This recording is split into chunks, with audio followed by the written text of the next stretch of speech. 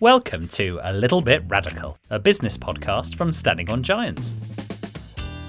I'm Rob, your host.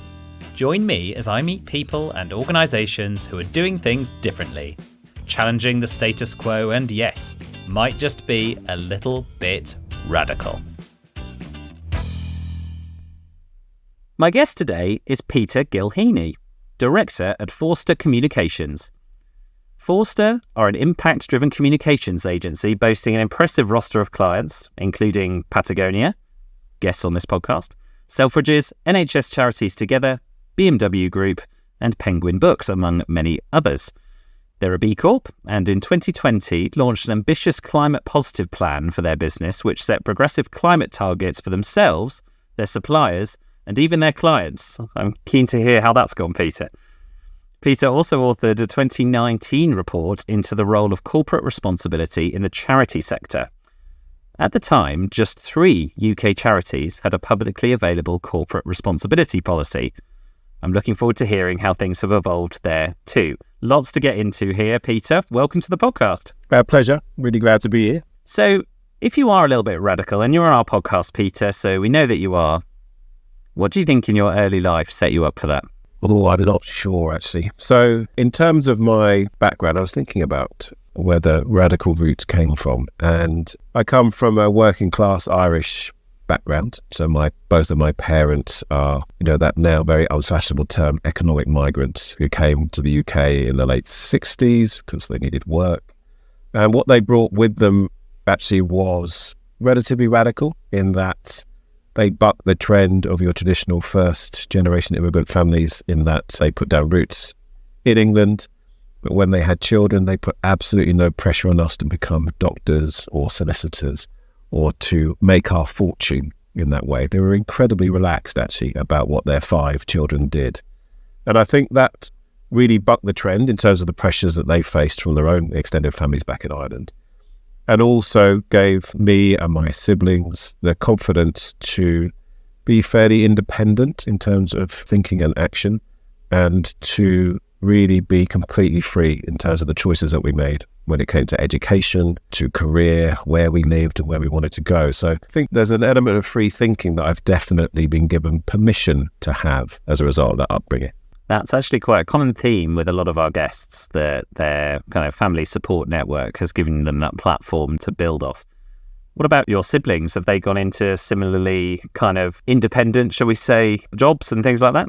Well, what's ironic about being free and independent of thinking is that 2 of my siblings are also in PR, which is partly circumstantial because they both came and did work experience with me because I'm the second oldest. And as a result, they liked it. They both ended up working in PR, which is, of course, wonderful, but also a bit weird. My older sister is a solicitor who works with the NHS around medical negligence. And my middle brother is a TV producer. So we've all done jobs that there was no precedent within the family. There were nobody else works in TV.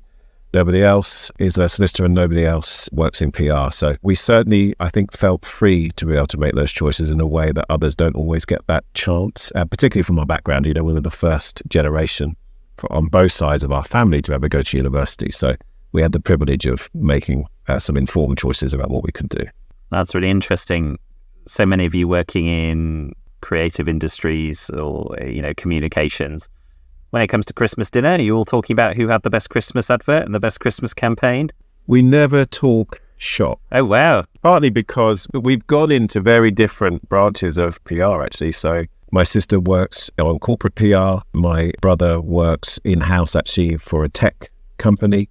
And I'm very much the black sheep working around social change, the sort of hippy-dippy end of PR. Fantastic. As an adult, do you feel like you've become more or less radical? I've definitely become more radical over time. I think it would be fair to say I was fairly oblivious to both the big issues within the world and my role within them and my responsibility and what I could do to tackle those when I was younger. I'm not a strategic thinker when it comes to my own life, my own career. My career very much at the start happened to me. Opportunities came up, they looked interesting and I took them. As a result of that, and I think it's entirely just luck, I ended up working in issues and for organizations and for people who were quite inspiring in terms of really thinking about the difference you can make. And the radicalism for me came as a result of it. Not an epiphany, nothing as neat as that, but a sort of ongoing series of experiences where I thought, right, there is only one opportunity here, even for somebody like me who's a tactical careerist, really looking for the next shiny thing. I have an opportunity to make sure that the thing that I do next, or the thing that I want to invest my time and efforts in, really does reward in terms of that external impact. And I think the radical side of that has come from the fact that I've never given a thought necessarily to what that means in terms of my career, the status of that particular career, or any earnings potential around it. And I'm extremely lucky to have been in that position and to be able to make those sort of decisions. So I'm definitely becoming more radical politically as I get older, alongside all of that, sort of in complete contrast to the stereotype, I think. And I think that's come really from just being more informed on some of the issues, seeing the impact of policy and practice and behaviour at a systemic, at a government, and at a business and organisational level. And because I think the more informed you are, the more you understand and see and have an appetite for being radical.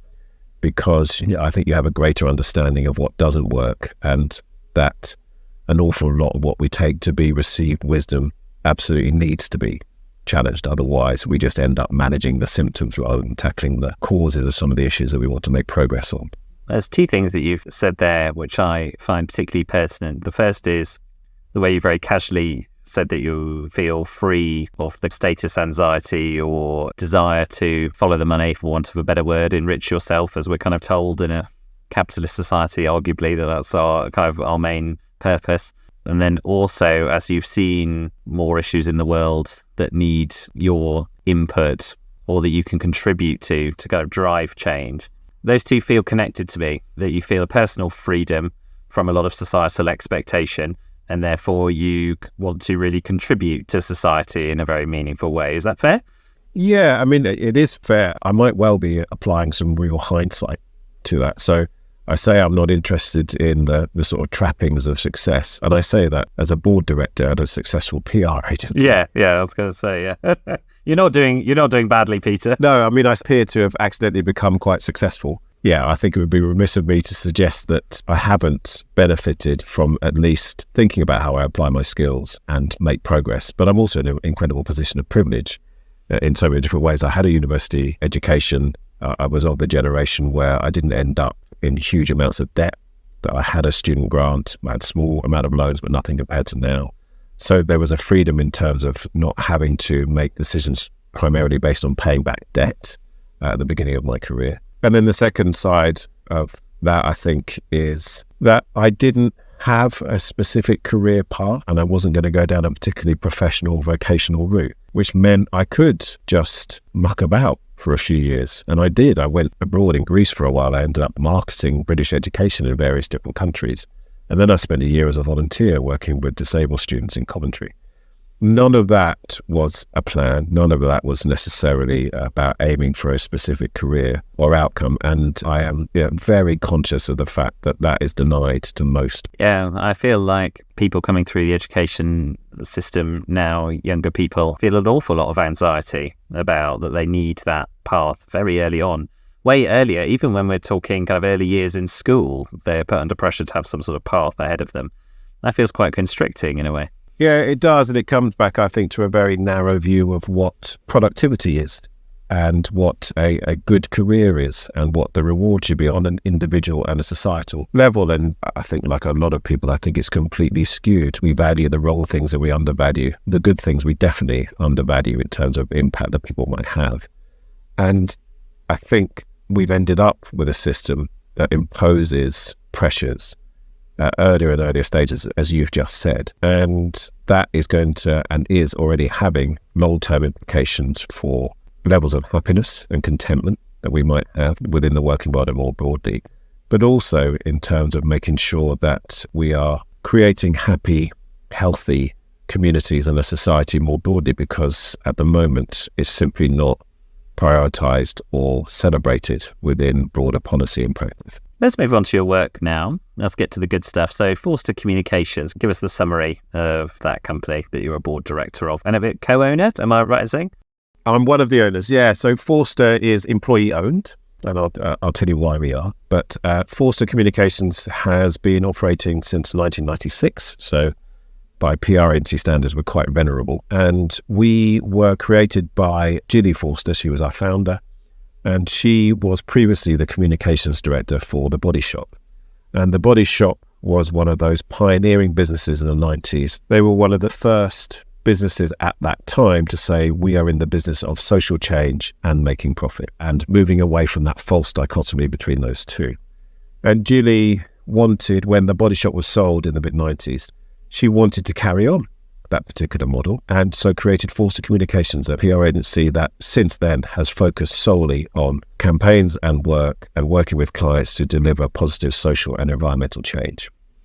And that's all we do, and that's all we've ever done. So we are employee owned. Gilly built up the business, and then in 2013 we created something called an employee benefit trust. So we wanted to build succession into the business, so we are entirely wholly employee owned, and I am one of the part owners along with two of the other directors and a number of the staff. And Forster for many years was sort of a PR agency that sat apart from most PR agencies with that focus that we had. But what's interesting over the last few years is we've suddenly become very fashionable, because there's so much discussion and debate and energy in two areas, really, broadly around purpose and helping organizations to deliver on their purpose or to articulate it or to make a difference, and then more specifically around environmental sustainability and particularly climate action. So we're in an interesting position at the moment in that we've always been relatively unfashionable and on the margins, and now suddenly we're very fashionable and in the mainstream. Absolutely, in demand.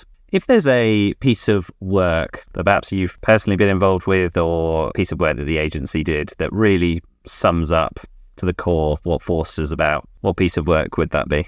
What an excellent question. I'll probably two pieces of work. One which is about us, actually, and one which is about some of our client work. So starting with the one that's about us, and you referenced it earlier, it's probably our climate positive plan. So to give you the context for it, back in 2017, I think we were caught on the hop, as I think many organizations were, by XR at Extinction Rebellion, when they highlighted to us and to lots of organizations who felt they were trying to be more sustainable and to support efforts to tackle climate change. Really, we were just fiddling in the margins. And it made us sit up as a business and think, right, if we are going to be true to our values about walking the talk, trying to be pioneering and supporting clients to be more radical in delivering social change, then we needed to learn from this. It was a slap in the face, really. And what came off the back of that was a desire for us to take the lead within our own industry. So when it comes to climate change and tackling it as an issue, there are huge numbers of promises made and very few kept. If you wanted an example of performative or virtue signaling on a broad level, then climate action is one of the best areas to illustrate that point. We didn't want that. And what came out of that was, well, what can we do as a business, tiny as we are, to make a difference in this area? And so we decided what we were going to do is to slightly buck the trend, which at the time was about declaring that you were going to become net zero. And that still remains a really important target. It's part of the government's targets around climate change. But for us, it sent out the wrong message. It's a defensive message. It's about doing less. And for us, it was about what we could do more of. And so we ended up focusing on what we could do to actually make a positive difference when it comes to climate change, rather than simply reducing our negative impact. That led us to our climate positive plan, where we declared a climate emergency publicly and became one of the first PR consultancies to do so. And off the back of that, said that we were going to set some fairly stringent targets and aims for ourselves in terms of climate action in relation to ourselves, to our clients and our community. So that both the physical community that we're part of and the community of interest that we're part of. And put some pretty challenging targets in there in terms of cutting our own emissions, which is probably the easiest of the most challenging targets. We're a small central London consultancy. We don't manufacture anything. We're not an extractive company. So still we set some pretty hard targets around that and included scope 3 emissions in it, which at the time was very radical. In terms of our clients, we said quite simply that we wanted to ensure by 2023 that the majority of our clients had publicly declared their intention to reach net zero or to tackle the climate crisis. That was the one that caused the most gulps. Well, of course. Yeah, of course. Telling your clients how they should be running their businesses, that's a big move. That is exactly right. And also needlessly, in some cases, restricting the size of the market that we were going for, because quite rightly, a number of organisations would turn around when a tiddy little agency says, well, you must declare a climate emergency and say what you're going to do to tackle it. And they will go, well, we must not, because we're not going to listen to you. So that was a big one. And then the third area in terms of community actually was just to make sure that we shared insights, passions, ideas and successes beyond who we are. So we publish the climate positive plan and promote it within our industry, but also critically for me, because I lead on a lot of our civil society work, that we would actively raise awareness, encourage and hopefully influence charities to do more in this particular area, which also led to one of the reports that you mentioned around highlighting the fact that charities unusually in this area are probably behind the curve when it comes to being climate positive, declaring their intentions around net zero and delivering climate action. And we wanted to make sure that they were aware of that and encourage them to do more in that area. That one I'm particularly proud of, the climate positive side, because it was definitely new. Nobody else had done it. It was pretty radical and it made us gulp a little bit in terms of the risks involved in it. The outcome so far, because that was now 4 years ago, has been pretty positive. So on the business side, I think nearly 100% of our clients have, and who we're working with, have declared publicly either their targets around climate action or their desire to reach net zero by a specific point. And an increasingly significant minority of the charity clients are doing the same, far more than was the case 4 years ago. We cannot claim that that's a result of our activity. It's much more that was happening anyway, but from our perspective, even asking the question of them was pretty radical, and in some cases has directly led to them doing something about it. And 100% of our suppliers are now organisations who have declared the publicly and set targets for their own climate action. So something for us we're incredibly proud of. The second one is a project that we worked on this year, actually, in 2022. And it wasn't a PR project. It was a project where we were instrumental in working with the National Housing Federation and the Chartered Institute of Housing to support the setup of an independent review of the quality of social housing called the Better Social Housing Review. And it came about because there were a series of high-profile cases of people living in the most appalling conditions within social housing. So you may know a campaigner called Quajo, who did a series of really, really harrowing reports and investigations into the state of social housing that some people were being forced to live in. And a response to that within the social housing sector itself was to create this independent panel. And they needed somebody to run it. And they approached us really in desperation because they did have somebody else lined up to do it, but that organisation turned out to have a conflict of interest. So we got a call from them saying, look, we've been recommended to us by somebody else. Can you do this? And we looked at it and thought, well, we don't do that. We don't provide secretariats. That's not anything we've ever done before. We had a quick discussion at a board level and decided this is important. Let's do it. And we did. And so we supported them for 6 months to create the review. It was entirely volunteer-led. We recruited the volunteers who had to have direct experience of social housing. We sent them around the country to meet people, to find out what was happening on the ground, and to understand in a lot more detail what were the causes, issues and challenges in creating better quality social housing across the board. That ended up producing a report that was published in December, and all of the main recommendations of that report have been accepted and are being acted upon by the social housing sector.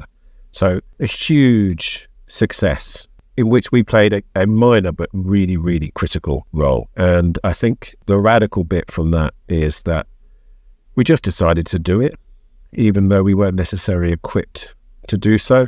And we knew that it would take a huge amount of time and effort from ourselves as a team, but the impact has just been vast in terms of our own team, seeing the difference that we can make, because it's often not easy to identify the sort of cause and effect of work that you might do, and because we saw the impact it had on that broader social issue around social housing.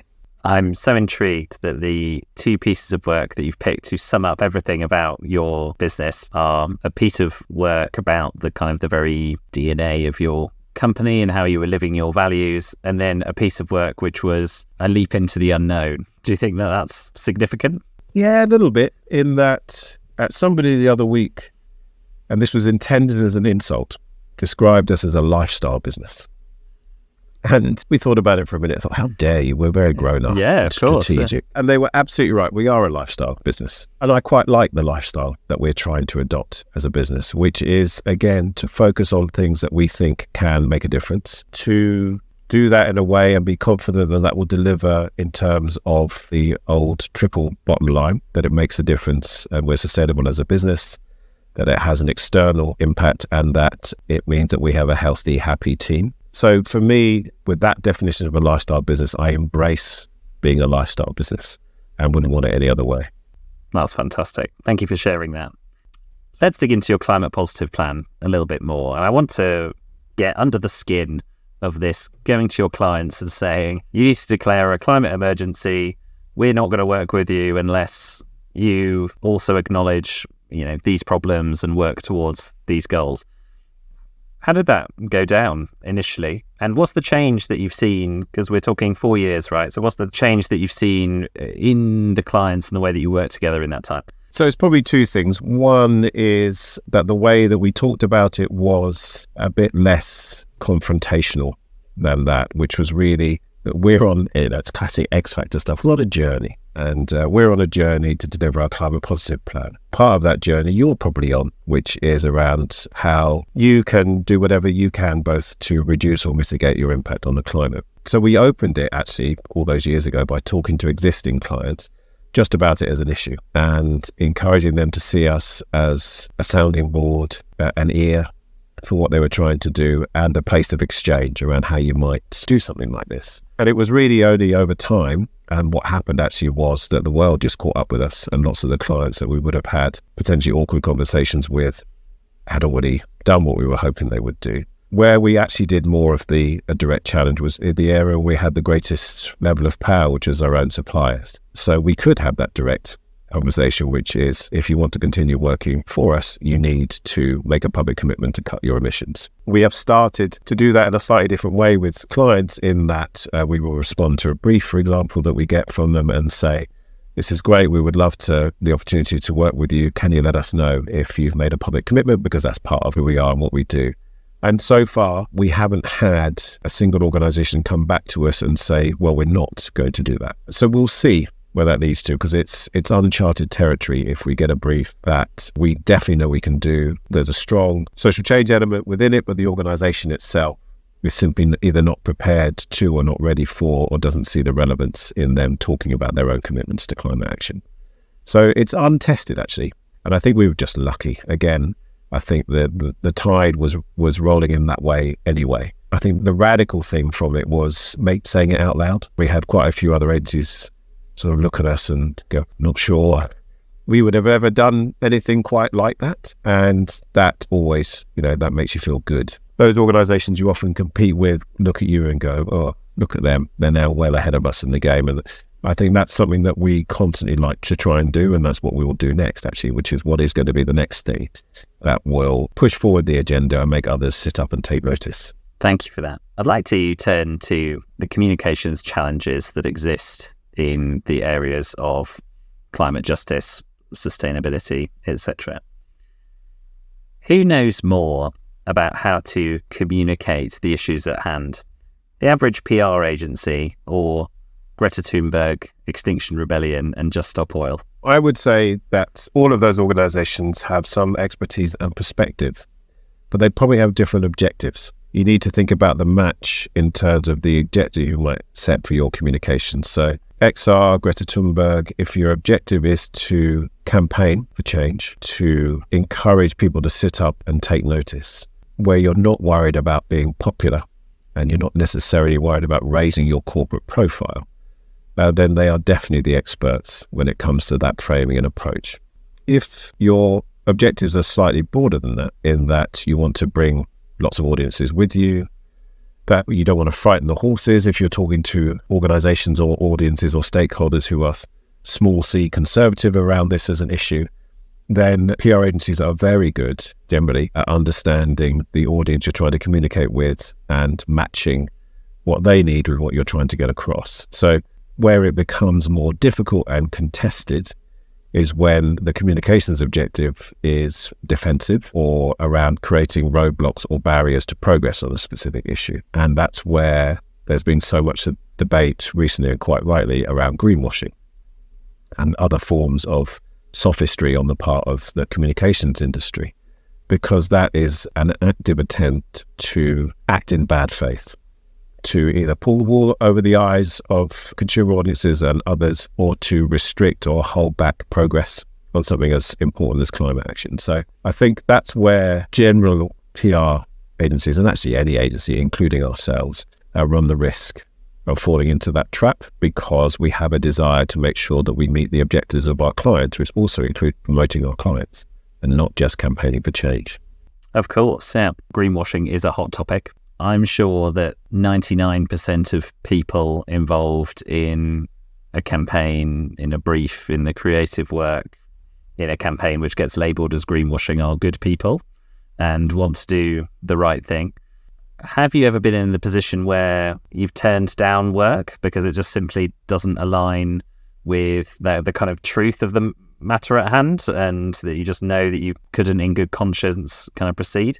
Yeah, we have. Yeah. So we were approached with a brief, I think probably 6 months ago now, from a cruise company. It was specifically to support them on their sustainability communications.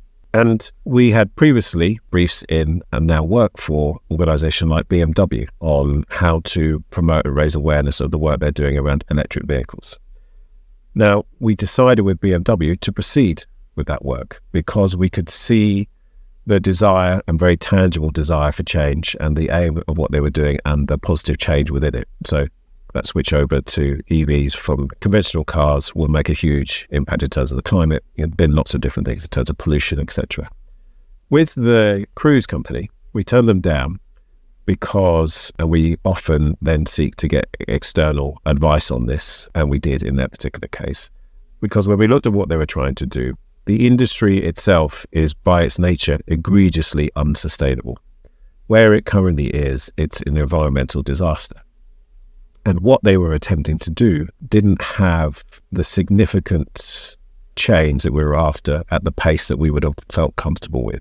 And it meant that we turned them down. It's a sort of pseudoscience, I would suggest, in that did come down to an informed take on it, but it ended up being an instinctive take by us. And one of the reasons we did it is it reminded us of a campaign that we'd run many years previously, which none of us look back on fondly, which was when we were doing more public sector work. We did some work for the Department of Transport around sustainable driving, which is not an oxymoron. In their particular case, it was a campaign to encourage people to just slow down a little bit when they were driving and save petrol and reduce emissions.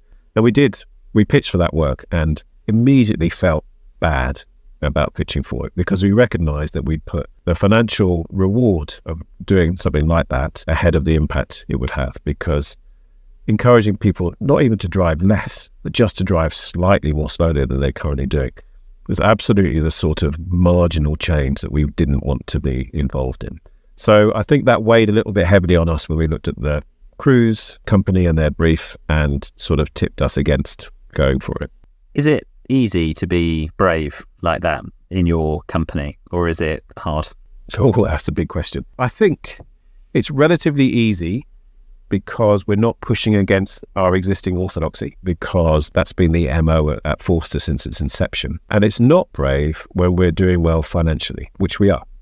So we have been doing well in terms of making sure that we're sustainable financially for the last 3 years, getting on for 4 years.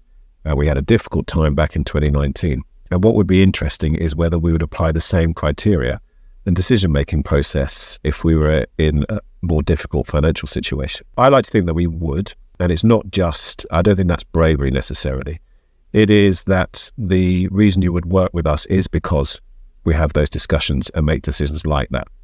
And if we started taking on work that we felt didn't deliver that sort of change, it would reputationally affect us. We wouldn't be able to work. I think it is unlikely we'd continue to work for clients like Patagonia, for example, who are one of our clients, and we'd lose staff. And so it would be potentially short-term financial gain for a huge long-term loss in terms of culture, market, etc. So I like to think that we would make the same brave decisions as we do at the moment, but I would say at the moment it's less brave because we're doing it from a position of financial strength. And it's nice to know that actually living your values, sticking to a longer term strategy, in your case, has brought financial stability as well. I doubt that that's a unique story, actually. I don't think it is. I mean, it's nice to be able to tell people that we try and live our values and that we give equal weight to the social and environmental impact as we do to our financial performance, which is absolutely at the core of being a B Corp anyway. But it's actually nice to be able to back it up because, again, it's where that intended insult of saying that we're a lifestyle business can sometimes strike home in that we don't actually have the privilege of being able to lose money hand over fist. We're not in that position at all. We have proved as a small business, and you certainly couldn't apply it in a different sector or at a larger size, that you can do that. And I think at the moment we have a culture that is still suspicious, that believes it's an either or, that you can either be financially successful and grow, or you can be good. And that, I think, just lingers as part of our corporate culture so much. I think ESG and the understanding around that is beginning to turn it around. I think the greater visibility and confidence of the B Corp community is doing the same. But I think we've still got a long way to go. Absolutely. I think that's very insightful about this kind of hangover. You know, there is this kind of oppressive hangover of there needs to be a grind to make money and no one can be happy at work. Everyone should just be at the millstone, you know, churning it out to be productive. And all that's being very challenged at the moment. I think so. I mean, it's that old, very hackneyed survival of the fittest. And we're much more on the selfless gene than the selfish gene side of things, and actually do quite a lot of collaboration with other seeming competitors in what we do. Because for us, it's survival of the happiest, actually, if we wanted to put it in very basic terms. We, I think, thrive as a business because we are happy and content and trying to do good work. I think that translates into the quality of our business, into the quality and productivity of our staff. We've got really low turnover for consultancy of our type, and I think that's partly for that reason. So I'm very strong on the business benefits of the approach that we take for us. I would never presume that it's going to work for anybody else. Very humble of you. I can't let this interview pass without talking to you about charities, because this is your expertise, of course. So in 2019, when you published your report into the corporate responsibility in the charity sector, only 3 UK charities had publicly available goals or policies published around corporate responsibility. How has that changed now? Has it changed for the better, and by enough? So just to add a bit more context, that was 3 of the top 100 charities that we could find. So it was very specifically making sure that it appeared to be visible. It didn't mean they didn't have those commitments, but we wanted to make sure and hold them to account in terms of it being easily available to the general public. That's definitely changed. And it's changed partly because the voluntary sector has gone through a broader change and realization that I think there was a tendency amongst some organizations that they are by default organizations that do good because the focus of what they do is positive, that they needed a greater understanding that how they go about doing that is equally as important.